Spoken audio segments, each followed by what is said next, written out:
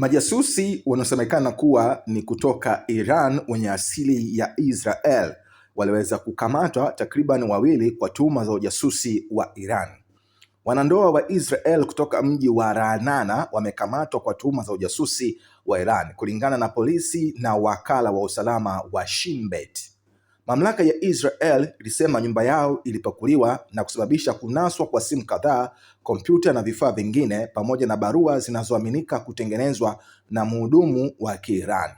Habari hizi zinakuja siku moja baada ya raia watatu wa Israel kukamatwa kama sehemu ya kesi mbili tofauti kwa tuhuma kwamba walitekeleza majukumu ya uajenti wa Iran.